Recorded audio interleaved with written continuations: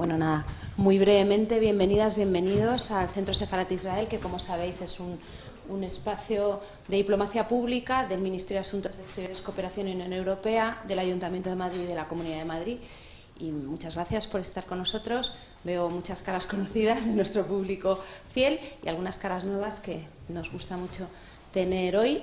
Y bienvenidas a nuestras tres profesoras de la Universidad de Alcalá de Henares. Bienvenido Israel Doncel, de la Universidad Carlos III y gran amigo de esta casa. Tú sí que estás en tu casa. Bueno, hoy nos vais a presentar vuestro proyecto ORES, que es un proyecto que lo que hace es recuperar todos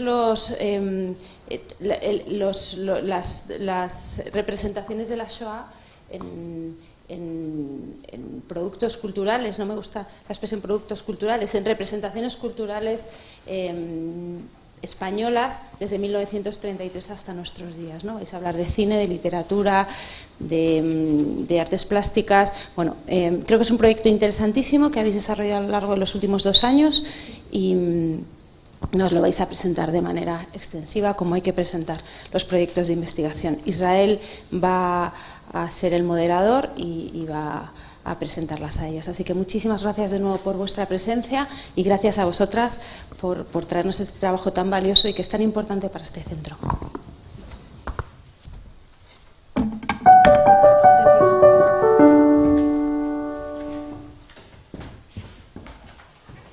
El proyecto ORES surge en 2020 a raíz de que yo promociono como profesora titular en la Universidad de Alcalá y tuve la buena fortuna de que en ese momento se estaban abriendo unas plazas de la línea de excelencia del profesorado universitario y, bueno, como cualquier otro concurso o oposición, pues tuve que presentar un proyecto de investigación que yo quise que estuviera relacionado con la actividad que venía realizando. En esos años estaba indagando en la recepción de la figura de Ana Frank en España y a través de esa investigación pues descubrí cosas que a mí me sorprendieron y que, bueno, en comunicación con otra gente pues también parecía que tenía relevancia o interés. Esa investigación a mí me hizo ver que en España ya había una respuesta a la memoria del Holocausto, pese a que sí que es un hecho que en nuestro país pues no ha estado tan estudiado como en otros países del entorno europeo. Se lo comenté a 2 compañeras muy queridas, Luisa y Lorena, que se han sumado de forma muy altruista y desde luego con su ilusión, sus ganas de hacer, y así hemos avanzado. Entonces así surge lo que es ahora el proyecto ORES, que es mucho más ambicioso porque ya no se limita a lo que yo había previsto en un inicio, literatura, cine y teatro, sino que va a todas las artes creativas. El proyecto ORES es un acrónimo del Holocausto y su representación en España. Es decir, jugamos con estos 3 elementos: Holocausto, representación en el ámbito cultural español. Y lo que pretendemos es mostrar una radiografía de la producción de creadores españoles vinculada al tema del Holocausto y establecer una comparación, divergencias o comparaciones con lo que se ha producido, con lo que se ha creado en otros ámbitos culturales. Es decir, adoptamos o abordamos el Holocausto como un elemento transcultural, transnacional. Queremos establecer cómo la creación española, cómo la escena creativa española ha tratado este tema, que también se trata o se estudia o se transforma en otros ámbitos geográficos. En la web ORES vamos también a incluir aquellas actividades que estamos organizando y que vamos a organizar en el futuro relacionadas con las obras y con el tema que nos ocupa.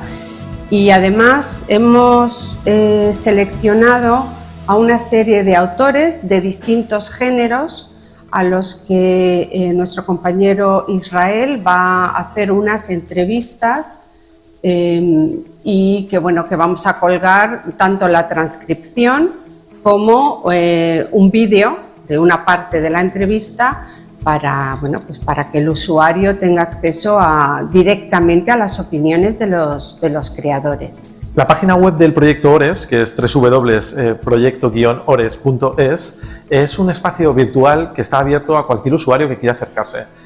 todo el contenido que se ofrece en el mismo, en el que se puede encontrar desde un catálogo de obras hasta las diferentes actividades que engloban el proyecto, hasta las entrevistas, está accesible para cualquier usuario, pero está especialmente dirigido a todos aquellos investigadores, académicos, estudiosos del ámbito cultural vinculado al Holocausto, incluso del ámbito histórico, que quieran profundizar en la materia y profundizar en el estudio de cómo la Shoah ha sido representada por autores y creadores españoles a lo largo de las últimas décadas.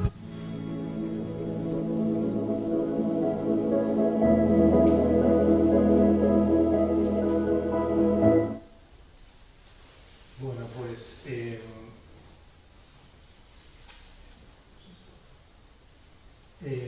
no sé si se escucha. En primer lugar, darles a todos ustedes la bienvenida a esta presentación del proyecto ORES y agradecer al Centro Sefarat.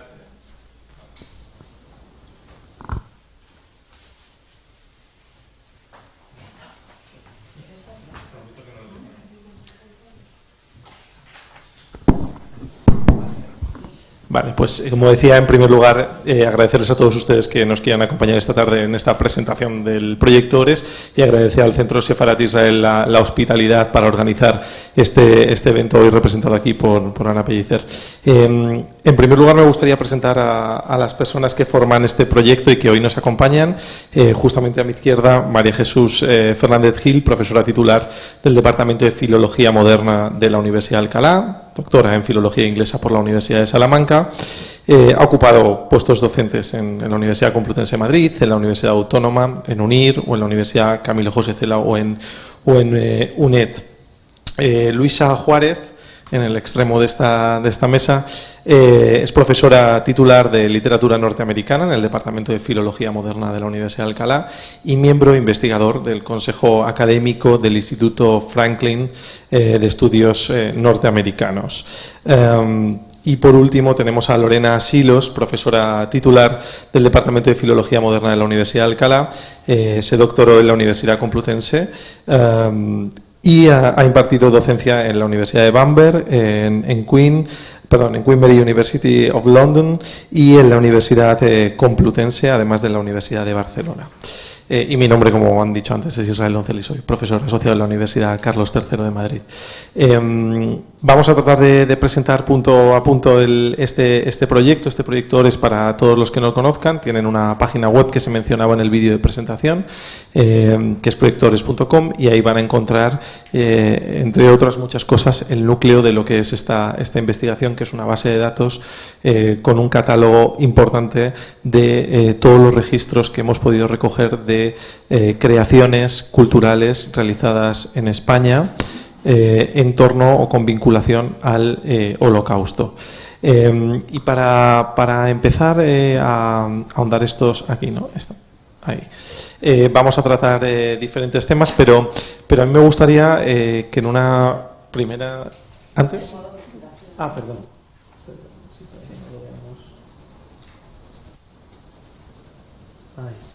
Para que... Y tenemos el mapa, eso es el mantito. Para un poco empezar hablando de las conclusiones, a mí me gustaría que analizásemos, tras haber creado este catálogo que tiene tantas y tantas obras, luego hablaremos un poco de las cifras que recoge y de las tipologías de obras que recoge, ¿cómo podemos extraer como primera conclusión cómo se representa en la cultura española la Shoah? ¿Cómo ha quedado representada? No sé quién quiere empezar. ¿Jesús? Bueno, yo creo que gracias Israel, gracias a Ana Pellicer por la presentación y sobre todo a Centro Sefarat por haber acogido hoy esta actividad. Que una primera conclusión, así barrido rápido por las obras, lo que destaca es que la memoria del Holocausto en España es una memoria de la deportación republicana a campos nazis. Otro gran, digamos, hito o otra conclusión que se puede extraer es que es una memoria tardía. Recogemos, como bien decía Ana Pellicer, obras desde 1933, cuando apareció la crónica de Miguel Chávez Nogales, la extirpación metódica de los judíos, pero el grueso de las obras surge en los últimos 25 años. El año 2000 marca como un cambio de tendencia. y digamos que si hay recogidas en torno a 550 obras ahora mismo, 400 han aparecido en estos últimos 25 años. Eso ya nos da una medida de que en comparación con el entorno europeo y desde luego con la creación en torno al Holocausto que emerge en Estados Unidos, aquí la memoria del Holocausto aparece con mucho retraso. ¿Motivos? Pues hay varios. La distancia geográfica con respecto al lugar en el que se producen los hechos puede ser un motivo, pero bueno, no es el de mayor peso. En mi opinión, pues responde más a la gestión de la memoria del pasado traumático en España, que ha sido problemática, lo sigue siendo. Y bueno, tenemos en la sala a mi querido Alejandro Baer. Con él diré que el antisemitismo arraigado desde épocas medievales también es un factor que hay que tener en cuenta. Dicho eso, sí que es cierto, como decía, que a partir de los años 2000 pues se ve que va emergiendo interés. Ya veremos un poco cómo es ese interés y por dónde va, pero el catálogo nos muestra eso como un crecimiento exponencial. No sé. Sí, me parece bien. También añadir los avances en términos legales, ¿no? que ha habido en este país, ¿no? en torno al año 2000, ¿no? que también aupan un poco tanto la creación en torno a la memoria de nuestro propio país como memorias vecinas, ¿no? en lo que se ha venido también llamando por Michael Rothberg multidirectional memory, ¿no? Es decir, que bebemos unos de otros, ¿no? en el entorno europeo, especialmente de esta necesidad de memorística, ¿no? No sé si quieres añadir, Luis. Hay algo que ha comentado, podemos coger incluso un minuto cada uno. Hay algo que ha comentado María Jesús, que teníamos justamente unos datos para poder verlo, que yo creo que viene bastante a colación. Bueno, estos son las tipologías de obras que se recogen en la base de datos, es decir, nosotros lo que se ha hecho es recoger todas las obras de estos géneros vinculadas al Holocausto, desde película de ficción, documental, serie de ficción. Evidentemente hablamos de producciones españolas, única y exclusivamente. Y esta es la evolución por años a la que hacía alusión María Jesús, ¿no? Como vemos como tú bien decías, es en los últimos 20 años como el número de obras que nosotros tenemos registradas que están vinculadas a la SOA pues crece notablemente, ¿no? Yo creo que aquí se ve bastante bien. Luego vamos a andar luego un poco más en las cifras. Hay obras, bueno, teníamos aquí obras fundacionales de la memoria española, del Holocausto, como El largo viaje de Semprún, o Cartes dels camps de concentració de Pere Vives y Clavé. Yo no sé, Luisa, ¿cómo son? ¿Qué diferencia podemos encontrar entre estas primeras obras que mencionábamos, estas obras fundacionales de la memoria española del Holocausto, y las que, como decía María Jesús, se crean en las últimas 2 décadas? Yo creo que... No sé si está. Sí. Yo creo que en estas 3 obras en concreto tenemos testimonios, son obras de vida. Tienen ese elemento autobiográfico, en ese sentido son, podemos decir, documentos históricos, y tienen un carácter muy diferente de las que vamos a encontrar en los últimos 10-15 años del siglo XXI. También depende del género que tratemos, porque también debemos tener en cuenta que con las distintas leyes de recuperación de la memoria ha habido un interés creciente, y yo pienso que dentro de los círculos familiares de los supervivientes de campos, pues se les ha animado a contar esa historia. Y bueno, ya lo comentará luego María Jesús, que es impresionante la cantidad de relatos, de narrativas de vida que han aparecido. Incluso hay algunas que ya no es el protagonista de aquellos acontecimientos el que lo cuenta, sino un familiar, muchas veces los nietos. Y bueno, ese corpus que emerge a partir del año, creo que es del 2007 aproximadamente, pues es impresionante, porque además se refleja en todos los géneros. Y yo creo que eso también inspira a otros creadores que, bueno, que partiendo de ese conocimiento que llega a la sociedad española, pues empiezan a trabajar también desde puntos más de la ficción, o sea, otro tipo, otro carácter de obras. Ya, pero yo diría que eso es lo importante. ¿Algo más, María Jesús? No sé si esto Sí. está funcionando. ¿Sí? Sí. Vale. Sí. ¿O no? Toma, coge el mío. Sí, está, A ver. Si quieres, coge este. No. Toma. O cógelo. Quería, o sea, retomando un poco a Jorge Semprún, hay que señalar que su obra fue publicada en Francia, en francés, en 1963. Y que en España pues se censuró. Pero el hecho de que hubiera editores como Carlos Barral, muy entregados a resistir ante el régimen y que lucharan para que al final pues tuviera cierto eco, bueno, se le concedió el premio Fomentor. Eso hizo que fuera traducido a 14 idiomas simultáneamente, y aquí con suerte pues pudo llegar en 1975 con el fallecimiento de Franco. Esta imposibilidad de Semprún de llegar al público español hizo en el exilio y entre círculos minoritarios, pero bueno, reivindicativos, querer saber más. Y una de esas personas a quien llegaron pues el relato la traducción en el 75 fue Montserrat Roig, que también estaba en contacto con Pere Vives y Clavé, Joaquín Amat Piniella, y ella tiene una obra, si puedes, fundacional, que es Los catalanes, Les catalans als camps de concentración nazi. Eso marca otro hito. Creo que la pudo escribir en el 77, pero en español se tradujo en el 79. O sea, la traducción al español fue publicada en el 79.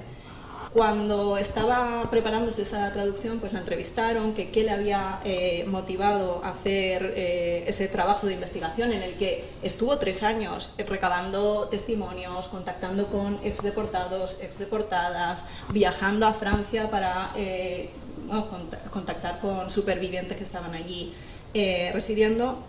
Dice ella que es que desde aquí la verdad que leo muy mal y se nos ha movido todo el... ¿Por qué fueron deportados y recluidos los españoles si no pertenecían a ninguna de las razas malditas por Hitler?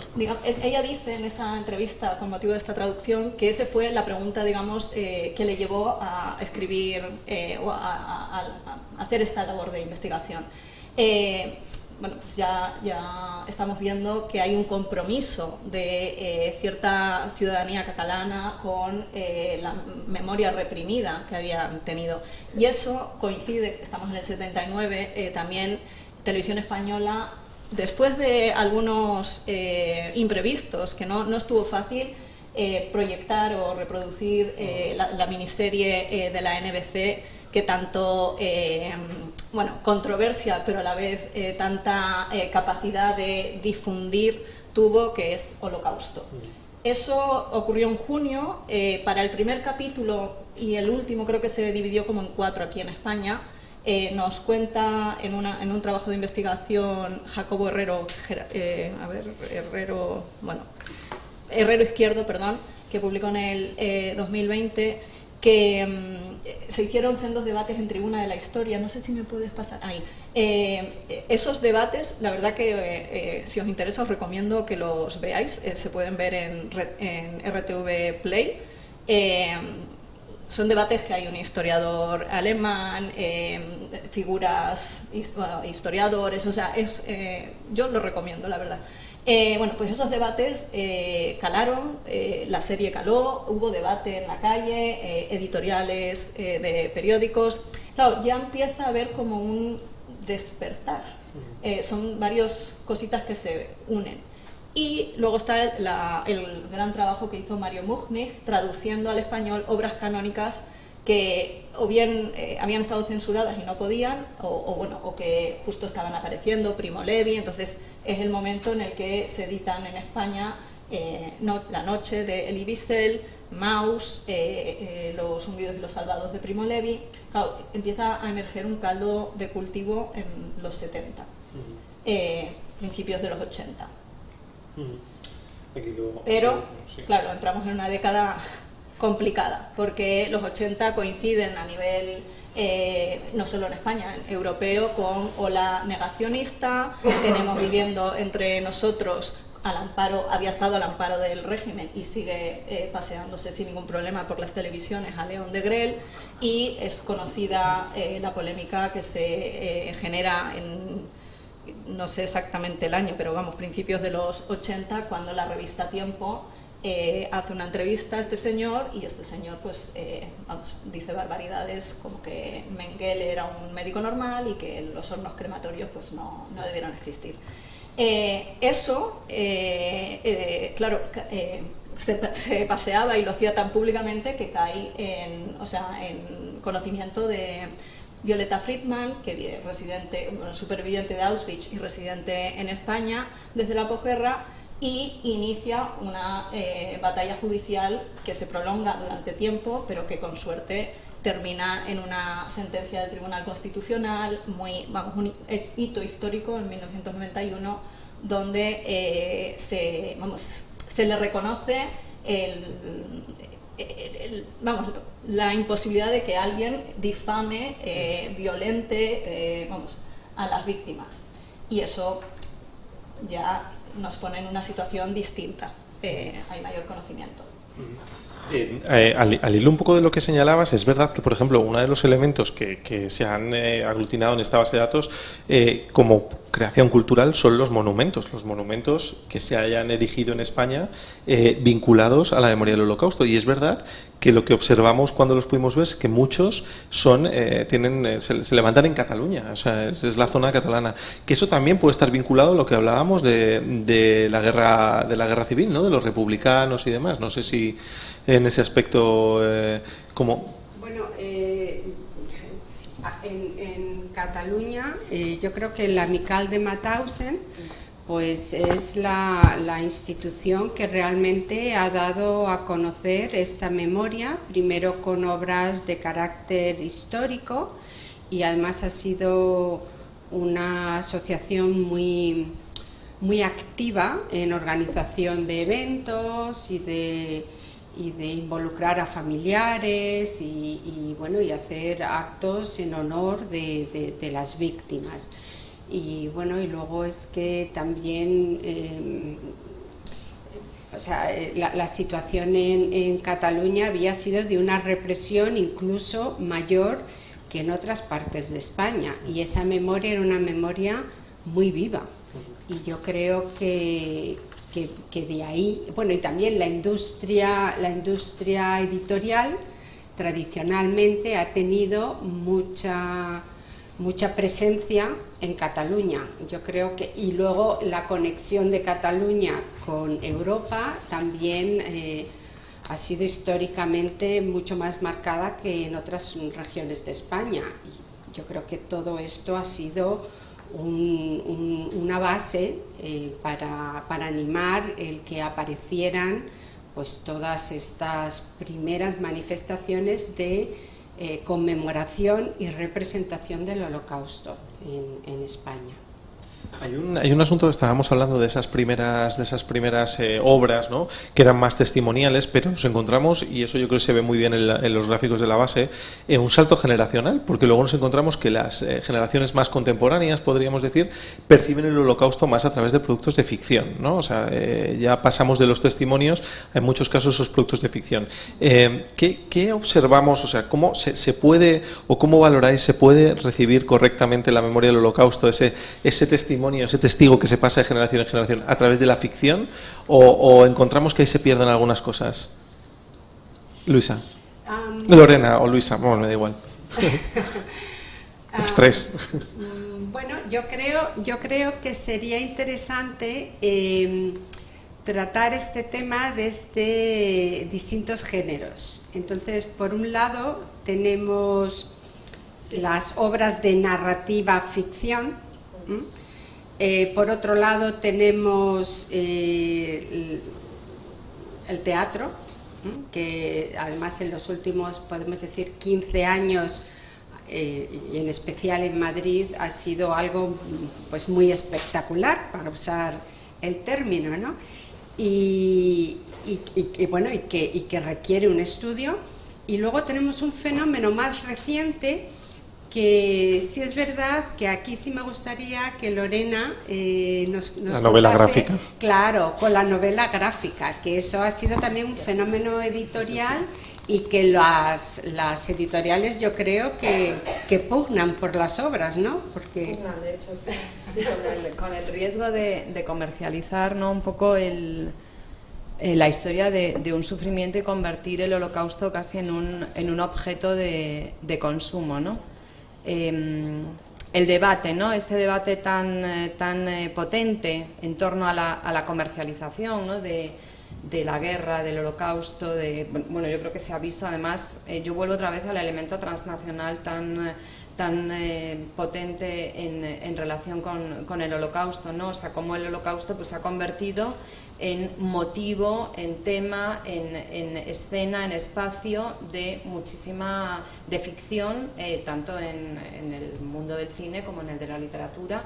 Y ahora, en los últimos años en este país, en toda Europa, realmente estamos viviendo un auge muy llamativo del cómic, ¿no?, que ha pasado de ser pues un subgénero, ¿no?, una literatura de poca calidad, dirigida a público joven, poco cultivado, para convertirse en una obra de arte o incluso en objeto de estudio académico, ¿no? Entonces,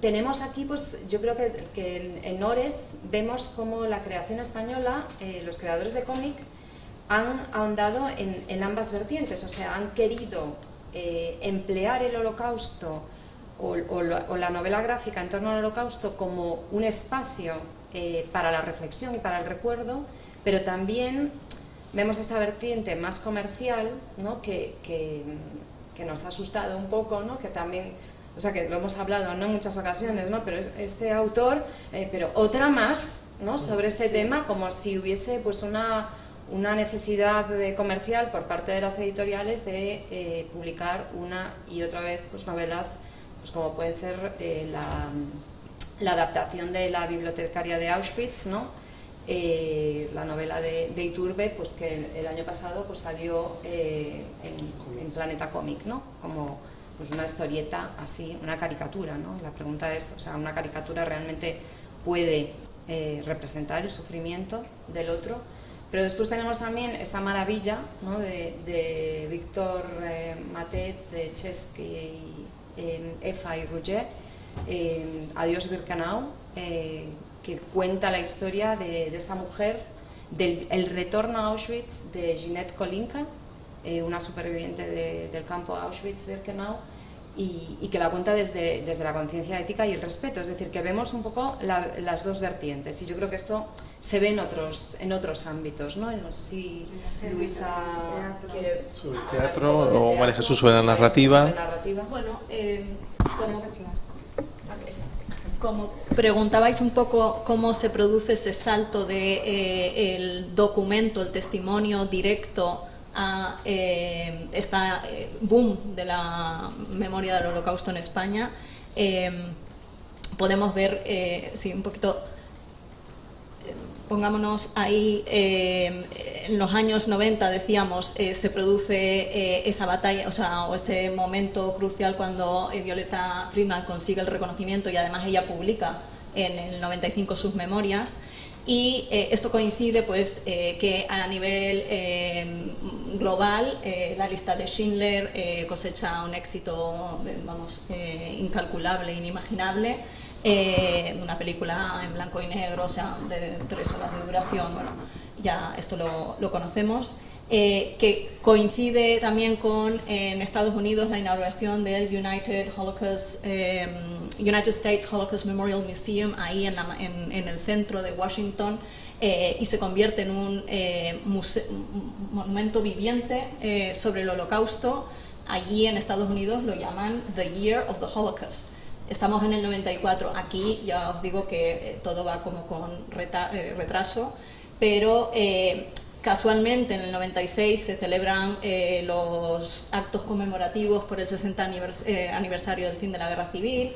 Hay un pequeño movimiento de reivindicación de la memoria que eclosiona en el año 2000 con la apertura de fosas que lidera Emilio...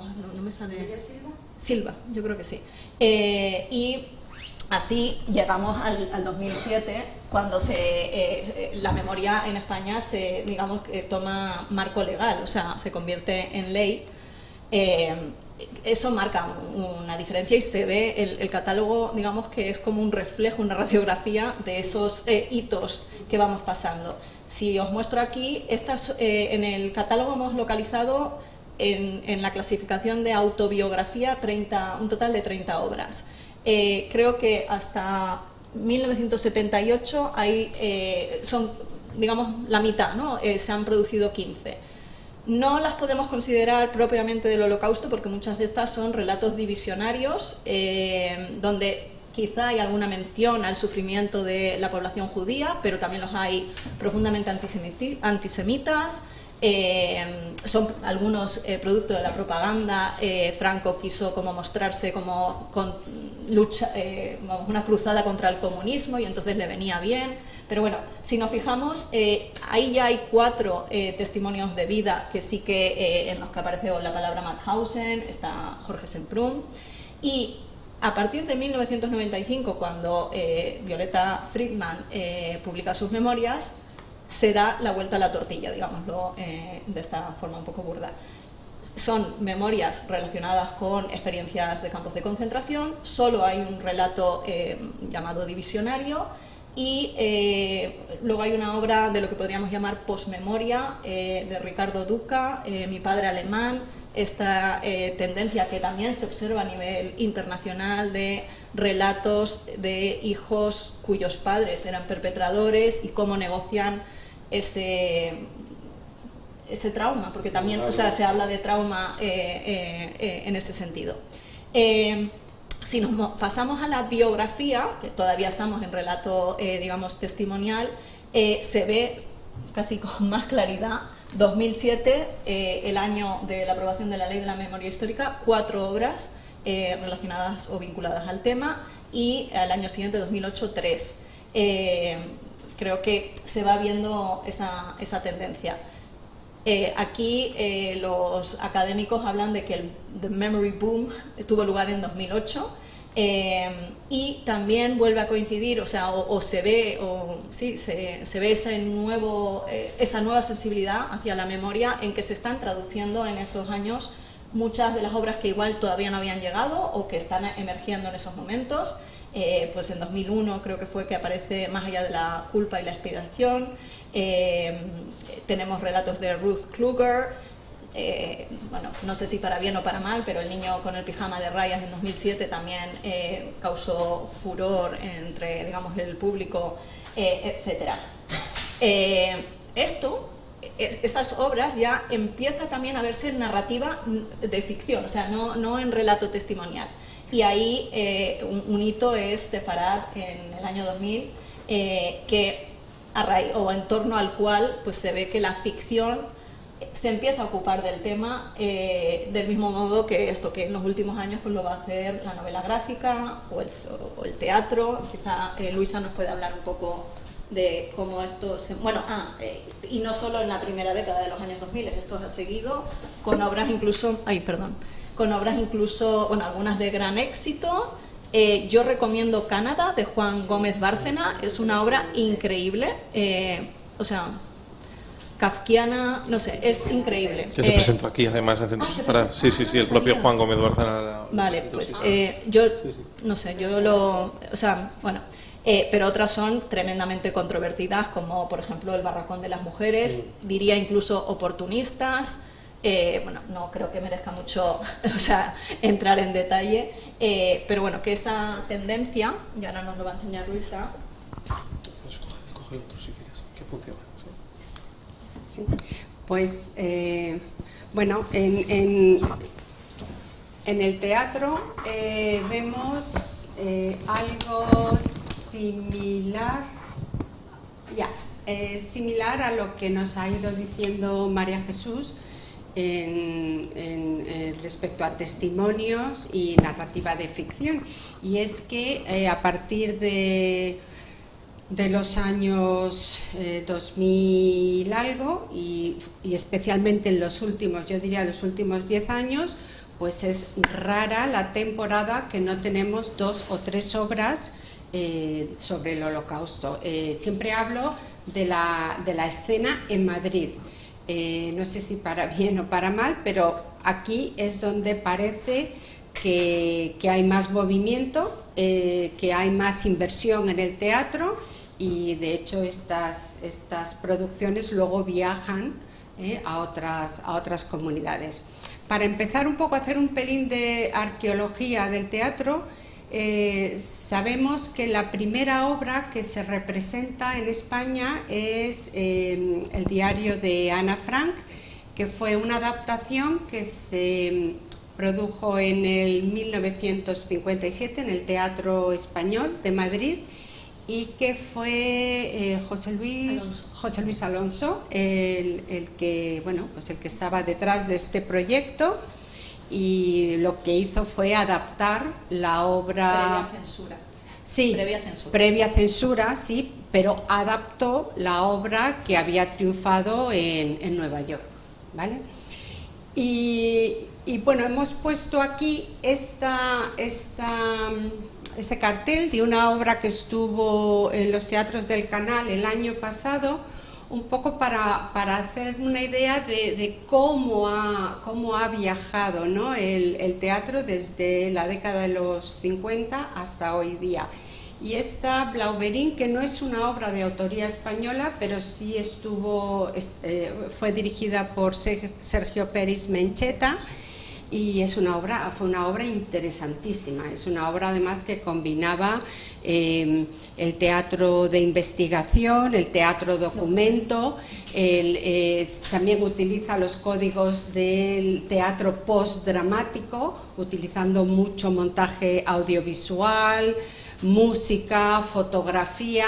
La verdad es que fue una obra interesantísima, y al mismo tiempo de ser un espectáculo que te enganchaba, era una obra que te invitaba a reflexionar, que eso es algo que yo creo que se está haciendo muy bien en la escena española, que es que no solo acercan el hecho histórico al público, sino que invitan al público a reflexionar. Cuando sales de ver estas obras siempre tienes la sensación de que lo que te han quedado son un montón de preguntas, y estás durante a lo mejor días, ¿no?, dándole vueltas. Entonces son obras, yo diría que serias, de mucha calidad, y además son obras que también de alguna forma reflexionan sobre los problemas que conlleva la puesta en escena del Holocausto, de una situación relacionada con el Holocausto, que son problemas de tipo ético, de tipo estético. No sé qué más deciros. Ahí está justo, me está viniendo a la mente la temporada pasada la obra sobre Pau Casals y el chantaje, ¿no?, sí, que se le hace a Pau Casals. Sí, y por cierto, Puños de harina, otra de las obras que está, vuelve esta temporada al Teatro Pavón. En apenas 3 semanas se puede volver a ver la historia de este boxeador gitano, Rukeli, que fue víctima del Holocausto. Y al que está entre las entrevistas su director e intérprete, claro. Sí. Y lo que a mí me parece es que además Además, Ores recoge las obras de autoría española, pero lo que vemos en la escena madrileña es que también se producen obras de autores extranjeros. Pues se ha puesto, por ejemplo, a Georg Tabori, estuvo en la Abadía. Hace unos días estuvo Amos Gitay, que no es exactamente una obra sobre el Holocausto, pero sí hay una constante alusión y un estudio profundo del antisemitismo a lo largo de la historia. El año pasado estuvo House, también de Amos Gitay, y estas obras que repito, no están en el catálogo Ores porque no corresponden, sí creemos, es algo sobre lo que queremos reflexionar, porque sí pensamos que al ser de esta calidad tan extraordinaria, no solo, y llegar a un público porque las salas están llenas, incluso se reponen, se vuelve a la siguiente temporada, el público, digamos que está siendo educado en qué es esto de teatro del Holocausto, ¿no? Y teatro serio. Entonces, los teatros van a apostar, o sea, porque al final es un negocio, los teatros van a apostar, lógicamente, por más obras del Holocausto. Y además, los creadores españoles, que ven el tirón que tiene la obra en el público, pues se animan a escribir. O sea, que es como una situación que se retroalimenta, ¿no? Y que es, o sea, muy feliz, ¿no? para la escena teatral. Porque yo creo que hay que aclarar además que el reflejo que da esta base no es tanto el reflejo de cómo la sociedad española recibe el Holocausto a través de la cultura, sino cómo la expresa a través de la cultura. Exacto. Porque recibirla, la está recibiendo, tuvimos un gran debate sobre si incluir o no obras teatrales, porque en el fondo hay una mediación cultural española, es decir, si un actor español está interpretando una obra de autoría alemana, pero la está interpretando aquí, hay una especie de mediación. Lo que pasa es que como estas obras también respetan mucho el texto, nos pasó con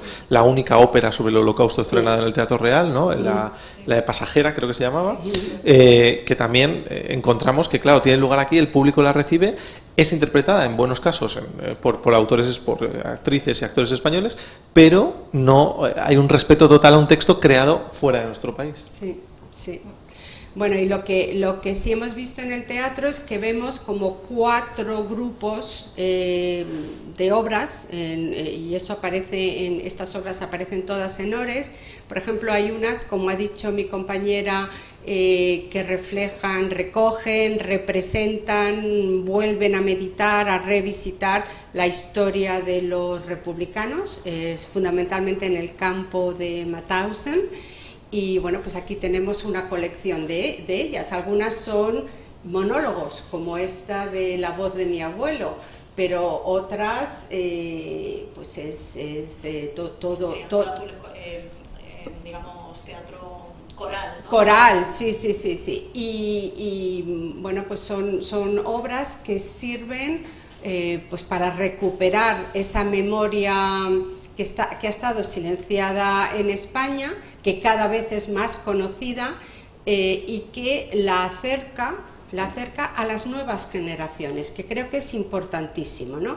Entonces, esta memoria heredada o memoria no vivida a la que pueden acceder pues la gente más joven que va al teatro. Y luego, para no entretenernos, pasamos a la siguiente. Luego vemos que hay otro grupo que serían las adaptaciones de testimonios. Ahí incluimos diarios, cartas, memorias, etcétera. Y bueno, pues estas son 4 que han sido 4 obras muy interesantes. Una de ellas, que fue la de Praga 1941, fue especialmente emotiva, nos impresionó mucho porque fuimos a verla en una sesión matinal con chavales de colegio y bueno, fue impresionante, o sea, fue impresionante cómo lo recibieron, cómo querían saber más, y es un monólogo. O sea que es un... Muy bien interpretado, por muy otro lado, bien, la verdad es que muy está bien, muy bien llevado. fabuloso, fabuloso, pero bueno, no deja de ser un monólogo. Sí. Y luego, si queréis, pasamos a la siguiente, que sería otras obras que están inspiradas en, y aquí está la que tú mencionabas antes, Israel, personajes históricos o acontecimientos históricos muy concretos. Entonces, pues tenemos, mirad, la semana pasada fuimos a ver Las niñas de Humené, que vuelve ahora, está ahora en la nave... En la nave 76. En la nave 76. Nave 76, sí. Tenemos la de Puños de harina, inspirada en este boxeador gitano, Rukele, que ganó el premio... Un Max, ¿no? Yo creo que no tuvo un Max o algo, sí. Pero y que por cierto creó un videojuego. Eso es. Luego, ¿qué más tenemos? Tenemos la obra sobre Pau Casals, que bueno, pues es también, o sea, habíamos oído de esa visita que le hicieron a Pau Casals para que tocase en el cumpleaños de Hitler, pero eso es todo lo que sabíamos. Y claro, es que el teatro lo que hace es que te lleva a todas esas contradicciones, preocupaciones, conversaciones, todo imaginado, claro, pero que perfectamente podrían haber sido en el matrimonio Casals, ¿no?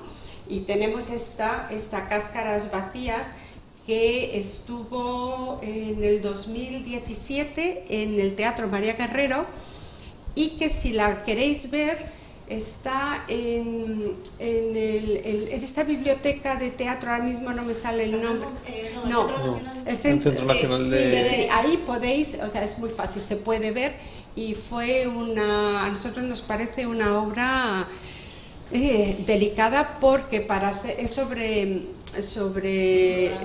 el programa T4 de eutanasia y asesinatos masivos a ciudadanos alemanes que habían nacido con algún tipo de malformación o tenía algún tipo de enfermedad incurable. Y bueno, pues la directora y autora, Laila Ripoll, decidió contratar como actores y actrices a personas con diversidad funcional. Y bueno, pues la verdad tengo que decir que yo tenía mis reparos, que vi la obra en esta biblioteca, y creo que hacen un buen trabajo, creo que está muy buen trabajo. Y ya el último grupo, y creo que es un grupo aparte, que es nuestro Juan Mayorga, nuestro gran dramaturgo, y además del Holocausto, y creo que estas merecen un capítulo aparte, porque reúnen muchos aspectos de todo lo que hemos dicho, pero además incorporan esa reflexión filosófica profunda, hacen un juego casi especular sobre qué es el teatro, cómo percibimos como público lo que no deja de ser un engaño, que es el teatro, es una ficción. Y por ejemplo, en la obra de Himmelberg, que vuelve a tratar, porque hay otra obra aparte de esta, el caso de la visita del doctor Claudel, ¿cómo se llamaba? Claudel, ayudadme, Claudel, el médico suizo, sí, que visitó Terezín y Auschwitz y que no se dio cuenta de nada de lo que allí ocurría. O sea que, bueno, es una obra... Sí, es una meditación sobre el teatro, pero es una meditación sobre la percepción, sobre la representación, sobre el engaño, sobre el arte, sobre, en fin, todo esto. Sí, ficción y realidad, sí. Y bueno, yo ya he dicho mucho del teatro. No, sí, es interesante, ¿no? Porque al final yo creo que según vamos hablando vemos que hay algunas conclusiones a extraer, ¿no? De que es verdad que a lo mejor en narrativa nos encontramos un trato bastante desigual o irregular en torno al Holocausto, y en cambio vemos que en la parte de artes escénicas pues vemos algo un poquito más serio, ¿no? Un poco más, a lo mejor más riguroso o con una mayor profundidad, si se quiere ver así, ¿no? O sea, y quizá en la novela gráfica pues encontramos esa delgada línea con la trivialización, ¿no? Con que de repente... En algunos casos, ¿no? ¿no? Todos. Sí, evidentemente. A mí me gustaría subrayar que es verdad que hay novela gráfica, pues como sucedió con Maus en su momento, ¿no? Y ha sucedido con otros títulos en el entorno europeo. Con otras... Sí, o sea, en Alemania, ¿no? Pues que ya están haciendo mucha novela gráfica sobre posmemoria, ¿no? Que son volúmenes muy interesantes, y que aquí también tenemos posmemoria también, ¿no? Tanto de nietos de republicanos, ¿no? como también pues en este caso una obra muy curiosa que les recomiendo, que es El anillo de la serpiente. O sea, si leen cómic, es una obra muy curiosa es una escritora alemana residente en las Islas Baleares, y ella lo que hace pues es el motivo este del nieto, de la nieta que abre un cajón, ¿no? que tanto se ha explorado en la literatura universal. Abre un cajón, hay una caja, y pues en esa caja encuentra un anillo, y a partir de ese anillo pues quiere saber cuál fue el papel que desempeñó su familia en la guerra. Es muy interesante, muy sencilla, pero con mucho contenido. Entonces esta posmemoria, ¿no? que estamos viviendo, esta tercera generación, ¿no? que comentaba también Luisa, pues también está en la novela gráfica, y que esa reflexión, ¿no? esa invitación a reflexionar, a querer ser memoria, a querer subrayar el recuerdo, creo que también, aunque sea un género así que el pobrecito está un poco denostado, pues sí que también se hace el esfuerzo, ¿no? de llevarlo a la viñeta, ¿no? De hecho, en realidad no. O sea, hay muchas veces que el género tiene un cierto prestigio. Nos ha pasado también con el caso de las exposiciones, ¿no? Sí. Que encontramos, también se incluyen todas las exposiciones creadas en España en torno al Holocausto, y es verdad que ahí nos encontramos una cosa también bastante peculiar, ¿no? Y es que hay exposiciones divulgativas, muchas de ellas en este centro, también en otros lugares de España, que están bien, que tienen un cierto rigor, que hay una profundidad histórica, pero luego las que tienen que ver con arte, en realidad se da poco contexto, ¿no? Nos pasó con la exposición de Marc Chagall, que también aparece en la base por ser de un comisariado español, es decir, esa exposición se comisaria y por tanto se selecciona, y el trabajo cultural o curatorial se hace desde aquí, y es verdad que ahí hay una ausencia de un contexto histórico sobre el Holocausto, cuando uno de los mayores protagonistas de la obra de Chagall en buena parte fue ese trauma post-Holocausto en su caso, ¿no? Y es verdad que las exposiciones que pudieran ser una fuente de prestigio, pues vemos que a veces no lo reflejan tan bien como lo pueden reflejar otros géneros, ¿no? Pues nos estamos acercando a la hora. Teníamos también aquí los datos que habíamos traído de números de la base que teníamos por aquí. Bueno, pues los géneros.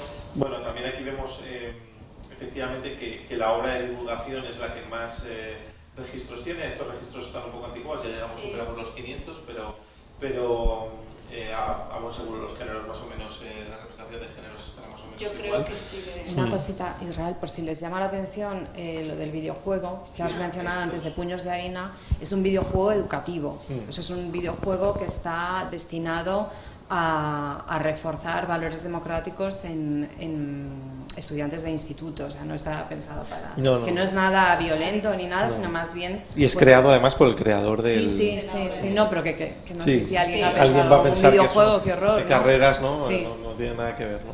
Sí, efectivamente, pues están todos, y es verdad que obra de divulgación, pues a buen seguro sigue siendo, yo creo, ¿no? Probablemente que siga siendo. La evolución por años, las temáticas que habíamos visto, y bueno, los lugares de las ciudades de... También esto de las ciudades es muy orientativo, porque efectivamente las casas editoriales, la mayor parte se ubican aquí, también en Barcelona, ¿no? Entonces eso tiene sentido que estén aquí. Entonces, bueno, esto es un poco el proyecto. No sé si queréis añadir algo más, y si no, nos sometemos a las posibles preguntas que pueda tener el público, o cualquier duda que podéis tener acerca de este proyecto. El buscador, como decíamos, lo encontráis en la página web, y ahí se pueden buscar por todo tipo de filtro, por año, por género, por localización. Aportaciones. Sí. Aportaciones que penséis que se puedan haber escapado y que deberían estar, porque es verdad que se produce mucho, y yo creo que todos tenemos los ojos muy abiertos por si llega alguna obra, pero es verdad que aún así pues se escapan cosas, ¿no? O sea que siempre es bienvenido cualquier sugerencia. De hecho, la web incluye un formulario para solicitar, digamos, la incorporación de nueva obra, ¿no? Especialmente estas obras literarias, que hay editoriales muy pequeñas y que a veces pues no eres consciente de que se han publicado, pues también... No hemos hablado del cine, que hay más en la vertiente comercial, pero también hay cine documental.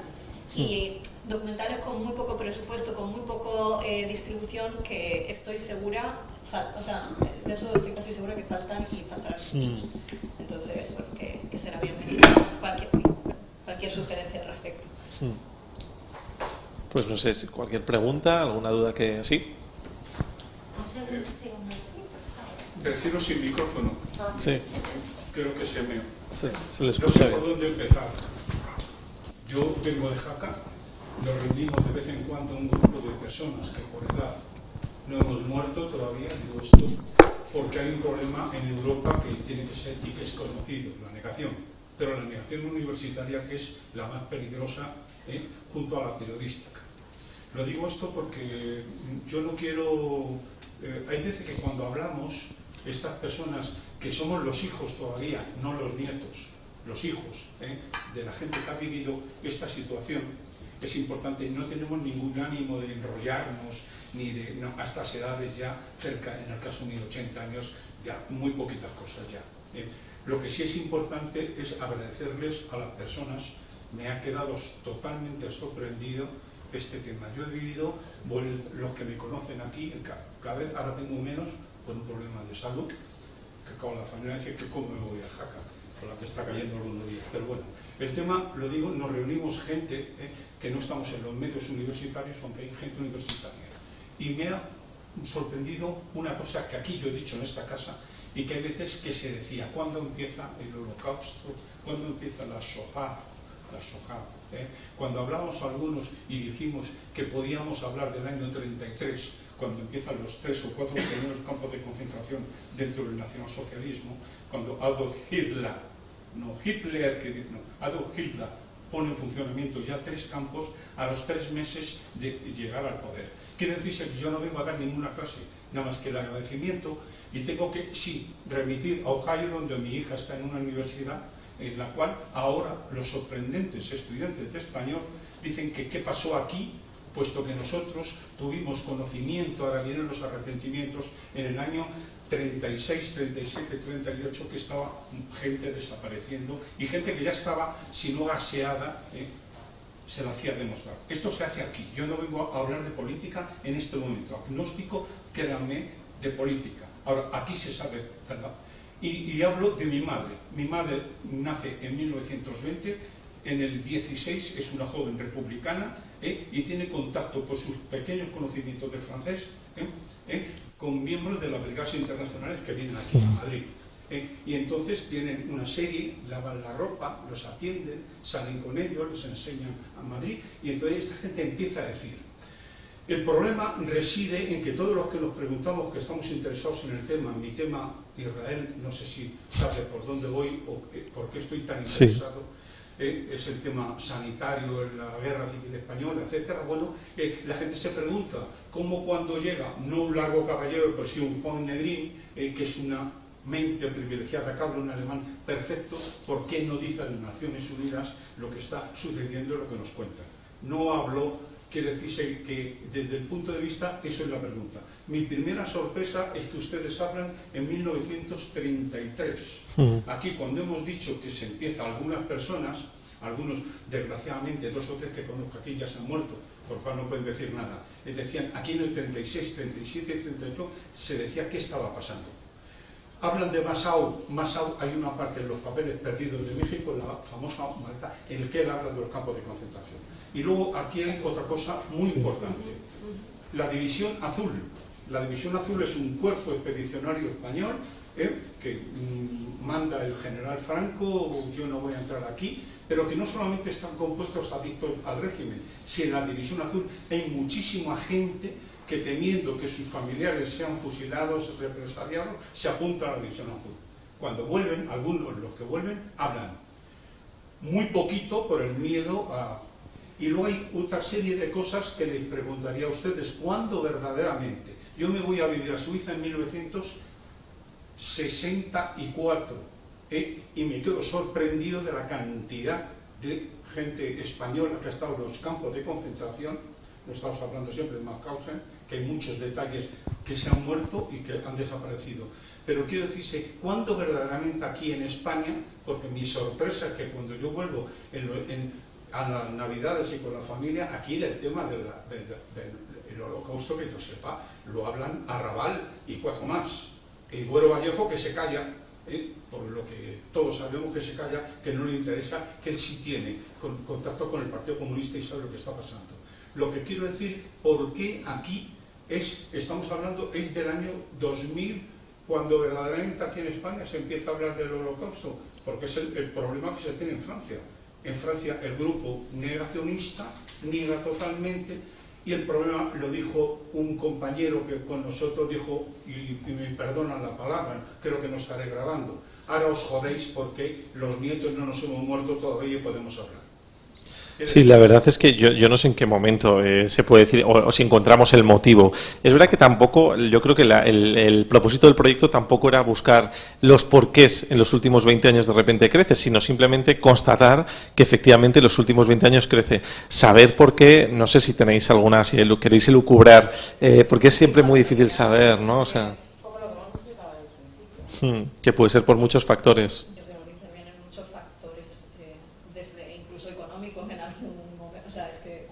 Sociales, políticos, legales, educativos, Europa. Hay una casuística que también es importante de los últimos años, que yo creo que no la hemos mencionado, y es que, y he visto ahí a Linda, que es una de las, digamos, españolas que adquirieron la nacionalidad por la ley de nacionalidad para sefardíes, y hemos tenido algún caso, o sea, de autores que tras adquirir la nacionalidad publican obras vinculadas al Holocausto. Tenemos el caso de Pierre Gasolin, que efectivamente él además se reconoce como español y así lo reconoce, y sus obras, por tanto, se incluyen aquí, ¿no? Y yo creo que además él pasa cada vez más tiempo aquí en España, ¿no? O sea que, pero sí, ese también es, o sea, que es multi. No quiero, porque habrá preguntas y más importantes de la mía, pero lo que aquí yo he leído, y por eso he venido expresamente, y con el grupo de personas que estamos interesados en el tema, y a mi hija le tendré que decir qué ocurre en todo esto.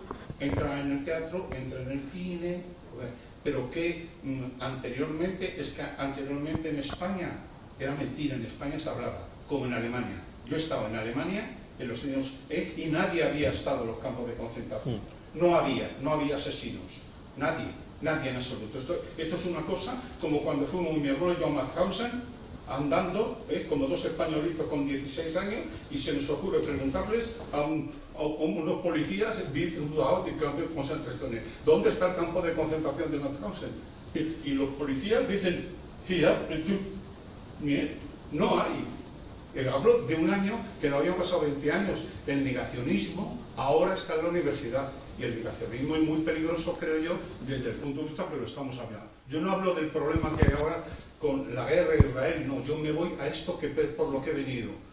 Qué interesante lo que están contando y lo que están diciendo, pero mi pregunta es cómo anteriormente Mariano Constante, que en el año 1957 es el que lo importante, Mariano Constante dijo: lo importante no es lo que he escrito. Malo de Molina también, que es Malo de Molina, que es militar, y que también hay una parte, no sé si me explico, que ahora está saliendo. ¿Y qué ocurre? Muchísima gente sabía lo que estaba pasando. Muchísima gente. Ojo, pues no, lo digo porque que tampoco, yo creo que la expresión cultural, es decir, expresarse, recurrir al teatro, por ejemplo, para expresar algo tan traumático como es el Holocausto, no es algo que una sociedad pueda hacer de la noche a la mañana o al año de terminar el Holocausto a los 2 años. Requiere, yo desde mi punto de vista, esto es personal, pero creo que requiere un proceso de maduración muy largo, ¿no? y muy extenso. Recurrir al teatro o recurrir a expresar el Holocausto a través de la música. Tenemos compositores en España que han hecho música sobre el Holocausto.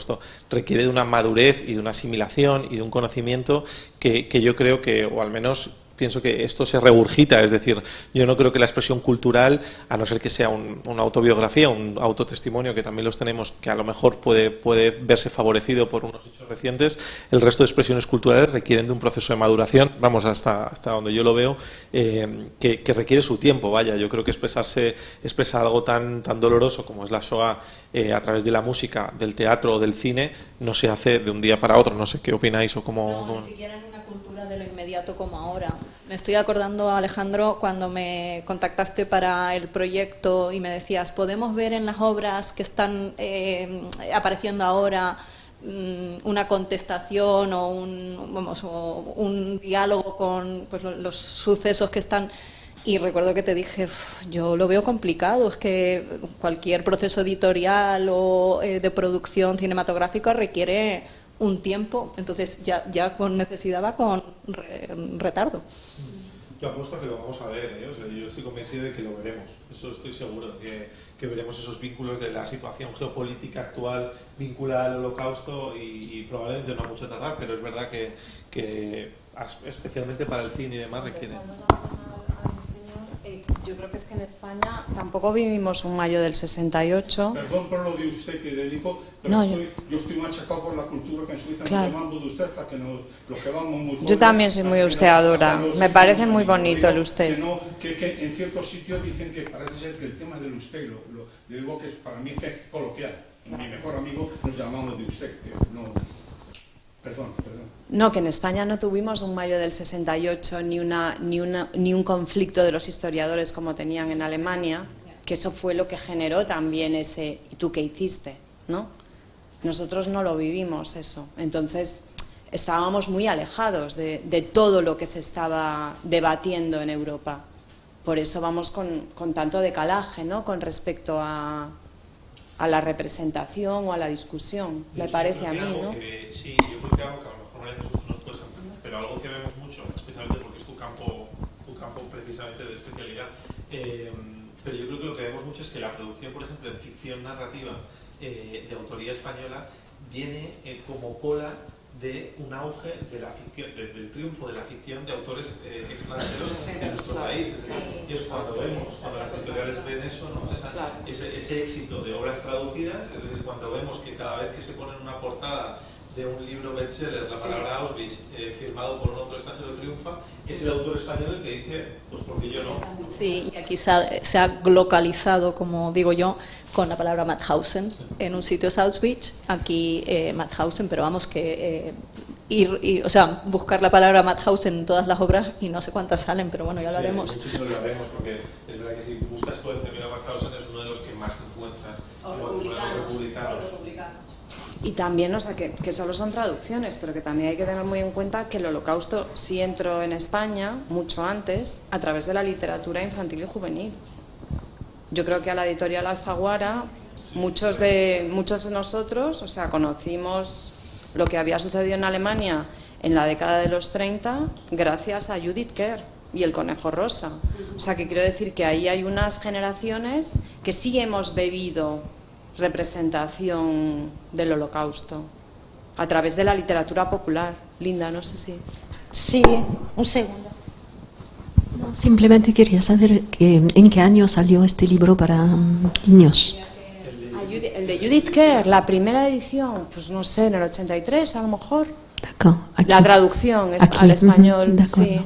Y también gracias a una editora, a la editora de Alfaguara, que trajo toda la literatura en lengua alemana a España, porque era alemana ella. Vale. Y eso es para mí es un punto muy interesante, porque ha forjado a generaciones de españoles con una sensibilidad hacia todo el tema de... Pero todo el tema o en particular a los españoles republicanos que estaban en Mauthausen o en otros sitios.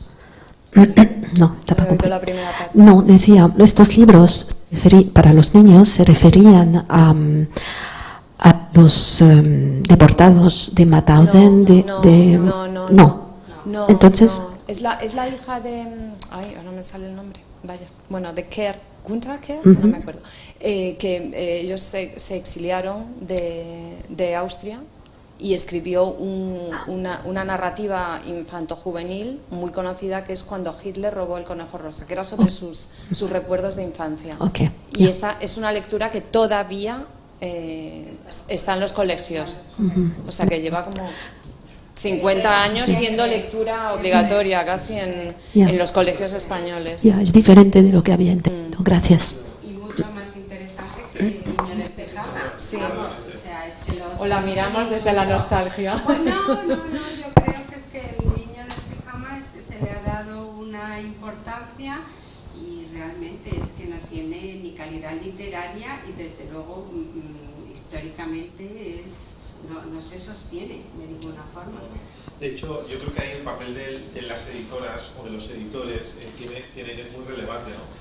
Yo recuerdo escuchar, que creo que lo hemos comentado en Casa América, a Mario Mushnik, cuando participaba en muchas empresas, decir, yo no llegaba a entender por qué ninguna editorial todavía no había publicado a Primo Levi en España, o todavía no había publicado a Elias Canetti en España. Es decir, él mismo se sorprendía. Hizo falta la visión de un argentino para entender por qué en España Primo Levi no había llegado, o no había llegado Elias Canetti más el poder que al final, bueno, y una persona que tenía Elias Canetti esa raíz tan sefardí, tan clara, ¿no? O sea, y esos textos sí que estaban disponibles en español. Sí, pero venían a través de Hispanoamérica, claro. Y luego se volvieron a traducir al castellano. Por eso es increíble que tuvimos que necesitar la visión del español de América Latina para que llegase a España, ¿no? Es bastante... Sí.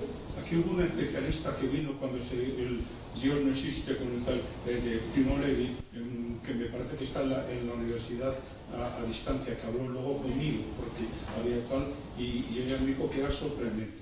Primo Levi, cuando habla antes de suicidarse, porque luego han querido decir que se cayó, que sí, no, bueno, vamos a ver, cada uno puede hablar sin que quiera. La sorpresa fue Primo Levi, es que le dice a un español y le dice, ¿cómo es que ustedes han tenido una guerra con 500.000 de muertos? En los cuales ha habido un problema con lo que es el nazismo y lo que es el antisemitismo. ¿Qué ha ocurrido? Que el general Franco lo ha prohibido ya in eterne, y quiere decir que es una de las cosas incompletas. ¿En qué año publica? Perdón, que tenemos a la Perdón. Yo tenía dos preguntas. Una es por tengo entendido que el único musical sobre el diario de Ana Frank se ha hecho aquí en España, ¿no? Entonces el canto a la vida, y creo que además Centro Sefarat estuvo implicado de alguna manera, no sé muy bien. No sé si tú no estabas todavía en el centro. Yo creo que Centro Sefarat ahí, no sé si tuvo algo que ver. O sea, yo cuando busqué la información, porque a mí me sorprendió lo del musical, no encontré la explicación de Centro Sefarat. Sí, ya lo vi. También tú llegaste a ver. Yo lo vi, entrevisté Os quería preguntar por esa producción, vuestra opinión. Hablabais de dilemas éticos y estéticos. A mí o sea, yo salí del teatro. Da igual, me interesa saber vuestra opinión. La vi, me quedé muy impactado. Pero la otra pregunta es sobre esta curva y un poquito cómo pensáis que esto, o este gráfico, cómo va a evolucionar. O sea, y también, o sea, hay un pico ahí en el año 2020, luego baja y bueno, pedimos hacer como una especie de predicción. Ya sé que no tenéis la bola de cristal, pero ¿qué pensáis o qué tendencia estáis notando? O sea, esto de decir lo del violinista de Auschwitz, la librera de Auschwitz, todo esto es muy llamativo, pero en algún momento se agotará, digo yo. Eso por un lado. Y por otro, el movimiento de memoria histórica está en España, está en un momento de crisis. Y si hablas con los colegas que trabajan sobre temas de memoria histórica, memoria democrática, hay muy poco interés, sobre todo de jóvenes, por este tema. Entonces, el mundo editorial y artístico va por otro lado. ¿Esto es un reflejo sociológico del interés social que realmente hay o es como un sector, digamos, muy específico? Sí, yo lo que creo es que en España se han creado ya una serie de resortes institucionales que van a garantizar que siempre haya un mínimo del que no se va a bajar en esta gráfica. Hay una serie de resortes que ya están, de editoriales que incluso tienen un grado de especialización en torno a la Segunda Guerra Mundial, de instituciones como esta que están programando constantemente exposiciones, de nuevas instituciones que se están creando, que yo creo que muchos de vosotros ya las conocéis. Es decir, se han creado una serie de resortes que creo que va a hacer que de un mínimo no se baje. Ahora bien, yo creo que la curva bajará por necesidad porque hay una amplia parte de esta curva que va por una moda. Eso es evidente, ¿no? Y yo creo que eso probablemente nos encontremos ante una bajada, pero que creo que hay unos mínimos que va a hacer que no se vuelva ni a los años 60, es decir, yo creo que sí, o sea, que creo que hay unos mínimos que están garantizados de que la producción cultural en torno al Holocausto en este país siga y continúe. El interés por el movimiento de memoria histórica, porque claro, no es lo mismo que siga habiendo producción cultural que llegue a mucho público. Es decir, yo creo que va a haber unos mínimos de producción cultural que no van a llegar a un número alto de público, eso estoy seguro. Y es verdad que bueno, que el interés pues puede ir relativizándose, ¿no? Puede ser relativo, no sé qué, ¿cómo lo veis? Yo creo también que bueno, digamos que esta presencia del Holocausto en la cultura española también puede dar frutos muy interesantes, porque antes citábamos la obra de Canadá, la novela, y la verdad es que esa novela tiene una calidad literaria extraordinaria. Y no tiene la obra de... ¿Es Juan Bárcenas? Juan Gómez Bárcenas. Sí, porque además es que a mí me picó y dije, voy a comprarme más obras de este señor. Y sí, no lo hemos hablado, pero esto... Y dije, bueno, voy a ver, ¿no? Y sí, pero no. O sea, yo creo que ahí cuando escribe esa novela está en estado de gracia. Y es probable que todo este ambiente que hay, pues, no sé, produzca esta especie de hito. Yo creo que eso es un hito narrativo, porque además lo habíamos comentado muchas veces. ¿Dónde está la novela del Holocausto que merezca la pena en España, o sea, en castellano? Y no la encontrábamos. Y esta, bueno, fuiste tú la que la encontraste. Sí, gracias al proyecto, pues había que sí. irse de fondos bibliográficos y fue una de las que adquirí, sí. Pero sí, igual que adquirí El barracón de las mujeres, muy a mi pesar, o sea, es que sí. tiene errores ortográficos, o sea, es... Sí. Bueno, y esto fue como una joya. Sí, y la leyó y me dice, yo no sé, léela, y la leí y dije, bueno, me parece la bomba. O sea, me parece una cosa muy seria, de mucha calidad. Ahora, es una novela difícil, es una novela que no va a leer nadie, no va a llegar. Pero digo, esto es un ejercicio literario serio, filosófico, del trauma, pero a ver, hay un montón de teoría de la literatura a propósito de cómo cuento esto, o sea, cómo transmitimos esto, ¿no? Y bueno, pues eso lo hemos visto en otros países, pero aquí no lo habíamos visto.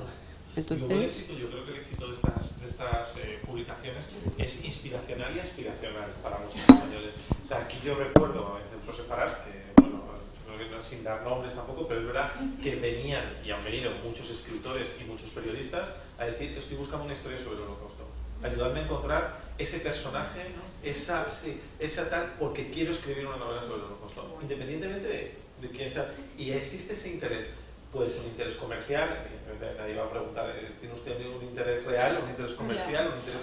sino que realmente si han venido muchos periodistas a quiero escribir la próxima novela sobre el Holocausto. Quiero que, entonces, no me parece serio. No es serio, pero es un reflejo de una realidad que está, ¿no? Que hay gente que busca eso para tener esa portada con un vagón, ¿no? Sí, eso es, con unas alambradas de claro. Y luego no vuelven, porque aquí no es el primero con el tema. Yo mis publicaciones sobre los judíos en los cuerpos sanitarios, el que los 3 o 4 puedo dar los nombres de que oye, esto es fenomenal, mira, ahora no sé qué, le interesa solamente, pero vamos, que luego hay un poco lo que se está diciendo. ¿Cuánto va a durar verdaderamente el interés? Porque claro, ir a Auschwitz y encontrar a cierta señorita norteamericana, ahí está la foto, no me lo invento yo, dentro de un horno crematorio, enseñando las patarracas, ¿comprendes? Claro, un viejo sefardí casi va con la bandera de Israel en la parte de la cabeza, porque no, aquello era tremendo. ¿Cómo se podía permitir? Y decírselo al polaco que está al cuidado y dice que bueno, estos jóvenes, todos hemos sido jóvenes. No, yo creo que en el Holocausto hay que tener mucho cuidado en Francia porque está el país dividido en se niega se niega, y esto es, yo creo que es perdón. No pasa nada. Perdón. No, vamos a ir terminando únicamente porque es verdad que ya... Sí, redes sociales no están incluidas como No, género redes porque es sociales que es no. inabarcable, pero... Y tampoco producción periodística, que hay que decirlo, que también, o sea, esto ha venido de fruto de muchos debates sobre si lo periodístico es cultural o si es una producción cultural puramente, ¿no? O sea, que, bueno, esperamos que a todo el mundo le resulte interesante y sobre todo útil. Sí, Lina. Pero estaba este señor... Perdón, usted primero. Las dos no primas. Usted primero. No, usted primero. No hay manera. No, la mía es muy sencilla. De las 400 o 500 representaciones que habéis analizado, ¿cuánto hay de memoria real, o sea, basada en la realidad, y cuánto de reinterpretación y cuánto de ficción total que no tiene por dónde cogerse, digamos? Porque... O sea, lo digo de cara a... Yo quiero leer algo que sea verdad, no algo que alguien se pueda haber inventado. O sea, no quiero ver un... Sí, no, esos los tengo localizados. Sí. Montserrat, Roig y Pere Vives son los referentes, pero también nos hemos encontrado en Cataluña que la Miquel Mauthausen tuvo un problema muy gordo, que el que llegó a ser presidente resulta que no había estado en ningún campo de concentración. Se le estuvo denunciando gente vieja, viejos anarquistas, que era un simulador. Esto es lo que se ha negado. Eso es. Gabriel Cercas tiene mucha razón. Pero este pájaro se estuvo paseando por el paralelo, comprende, y hablando de Montserrat Roig y de la obra Violeta y de las cartas y los viejos anarquistas dijeron, este señor nunca cambió el nombre. Dijo que son un poco ingenuos en los campos de concentración. Oiga, mire usted, que es que mi tío ya no se llama Solán, se llama Sole. Y el otro, el que está aquí, quiere decirse que ahí es muy interesante lo que ocurrió con este fenómeno de lo que usted dice. Entonces sí, en términos numéricos es verdad que las obras de divulgación, claro, nosotros tampoco hemos hecho un trabajo de verificar que todo lo que se hizo en una obra de divulgación tiene ahí el sello de esto es verdad, ¿no? Pero bueno, es verdad que hay más de un centenar de obras de divulgación. Es verdad que el escrito biográfico y el escrito autobiográfico, uno presupone que todo lo que se cuenta es cierto y por tanto también podemos encontrar dentro del género, o sea, ¿qué es verdad? Claro, ¿qué es verdad y qué no? Pues hombre, las exposiciones divulgativas en principio también pues damos por cierto todo lo que su contenido ofrece, ¿no? Y es verdad que igual que las películas documentales y las series documentales, pero claro, no sabemos, no podemos asegurar a ciencia cierta que todo lo que está ahí es verdad. A mí me gustaría señalar que hemos mencionado que hay una serie de patrones a nivel transnacional que curiosamente aquí se repiten, porque el caso de Enric Marco, que también narrado en la novela de Cercas, pues a mí es que no podía dejar de pensar en el caso de Benjamin Wilkomirski, Fragments, bueno, que engañó, se llevó el premio a la mejor autobiografía, creo, o sea, era un premio de literatura judía, creo, no recuerdo ahora mismo cuál era, se lo llevó el premio y bueno, fue todo un escándalo porque se lo había inventado, pero estaba tan bien, o sea, había conseguido reproducir los códigos del género de la narrativa, de la autobiografía, que allí estaba. Bueno, hasta el punto, ese escándalo, que ahora no puedes comprar fragmentos, solamente el texto. Tienes que comprarlo con todo el aparato crítico que te desmonta lo que acabas de leer. Es un poco como... Es alucinante, ¿no? No es la obra para mencionar aquí, pero como... Mi lucha. Cuando se dio rédito en 2005. Luego también, al hilo, por cierto, que luego me ha venido de lo que preguntaba Alejandro, es verdad que, por ejemplo, estuvimos viendo muchas obras que, por ejemplo, cuentan la historia de Israel, o el conflicto actual entre Israel y Palestina, y uno piensa, bueno, si hay una parte dedicada a la historia del Holocausto como parte de la historia del pueblo de Israel, ¿por qué no incluirla, no? Pero hay una cosa muy curiosa, y es que en estas obras más actuales que se están escribiendo no hay una mención extensa al Holocausto. Es decir, se puede mencionar, por supuesto, siempre hay una mínima mención a alguna línea, pero no hay un corpus dentro del libro. Yo recuerdo en la última feria del libro que hay casetas que están casi monográficamente dedicadas a libros sobre Palestina, Israel y sobre el conflicto, y al buscar dentro de esos libros no encuentras un apartado ciertamente extenso dedicado al Holocausto. Hay pequeñas menciones, pero no hay un corpus dentro de la obra que digas, pues mira, merece la pena incluirla porque hay un vínculo muy fuerte de la obra del Holocausto, o la temática del Holocausto está muy presente. No. Lo cual también, o sea, lo he reflexionado al hilo de la pregunta que has hecho, no me había parado a pensarlo, pero es cierto que a lo mejor no se está teniendo en cuenta en los ensayos contemporáneos sobre el conflicto. Pues la verdad es que no sé por qué. Es una buena apreciación, pero no sabría decir por qué. Pero es verdad que no se está teniendo en cuenta, al menos todos los que he visto y he podido mirar para ver si había, no estaban. Pero sobre todo tiene que ver, o sea, si tú ves la producción editorial sobre Israel y Palestina, hay la gran mayoría son enfoques postcoloniales, entonces obviamente el holocausto ahí no encaja. ¿Sí? ¿Pero en España o en otras? En España sí, o sea, porque o sea, tú vas a una librería y haces a veces alguna foto ahí de lo que está en expositor, realmente el 80 o el 90% son obras con una tendencia, digamos, muy activista. Entonces, pero por eso digo, ¿de autoría española o en otras lenguas también? Las dos cosas. Hay mucha autoría española. Mucha autoría española, por eso Pero pues a lo mejor en esta autoría española muy oportunista, ¿no? Porque sabe que va a vender. Que a lo mejor en otros paralelos sí hay que se algunos que sí, ¿no? contempla. El libro este que es de dos autores, que ahora creo que se llama La Historia del Estado de Israel. John Cuyer. Eso es. Sí, bueno, esa es una de las excepciones. Sí. Ahí efectivamente te encuentras que considerablemente hay una parte dedicada al Holocausto y además es una obra muy extensa, muy profunda, muy profusa en detalle. Entonces es verdad que bueno, hay excepciones, pero el plan en general no lo encuentras. Como es sorprendente en Israel, no es que yo no haya encontrado un reconocimiento, es que es difícil de encontrar gente que sepa que aquí vinieron en las brigadas internacionales médicos, enfermeras y mucho combatiente que está enterrado aquí. Quiere decirse que ahí tiene que ver, a lo mejor a mí me explicaron, porque Safer, un día hablando con la gente de esto, dijo, el problema está en que aquí durante un montón de tiempo la imagen que se tenía del general Franco, que había salvado millones eso ha sido el desmontar los Reyes Mate y unos cuantos que han dicho cuidado con esto, porque esto es producto de cuando viene un rabino que se le recibe en el perdón y cuentan unas cosas que es inexistente. Vale. Voy a ser muy rápida. Quería decir simplemente que gracias a Centro Sefarat me he dado cuenta a lo largo de los años viniendo aquí con Annette Gabelli, que era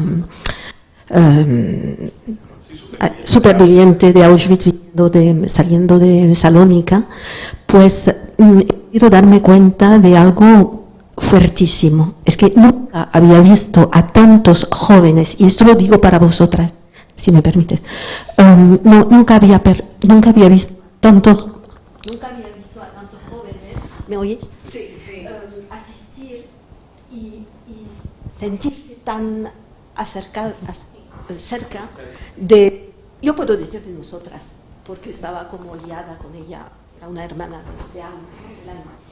Y entonces, yo quiero también decir que los profesores de los institutos y de los colegios y de las escuelas, los alumnos que más me impresionaron tenían unos 12 años. La manera con la que los profesores transmitían esto, pues en este caso os puedo decir que ya salían de ahí, sabían lo que era el Holocausto, lo que era un judío y quién era Annette Gabelli. Y eso ya es algo enorme que me da la piel de gallina ahora pensando en ello. Y c'était enorme. Y entonces estos niños sí que van a leer muchos libros, me imagino, o van a escribir libros también. Los encontré después y bueno, sí. Muchísimas gracias por todo. Fue un poco difícil para mí porque no conocía todos los libros y me faltaba un poco de, por ejemplo, lo que está dentro del barracón, entonces voy a apuntar el libro y el otro que... Sí, entonces no me lo compro. Y el otro que si me ya me voy, no funciona. Sí, pero yo estoy en Francia.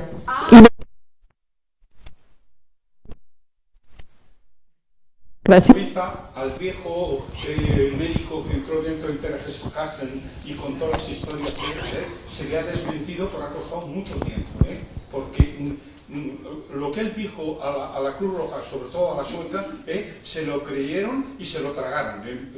Y que decir, ha costado mucho, que decir que las mentiras que se han contado sobre el Holocausto, a mí mi madre me las ha empezado a contar 10 años antes de morirse, toda la verdad que aquí ya se sabía. Bueno, muchísimas gracias. Gracias a todos. Gracias.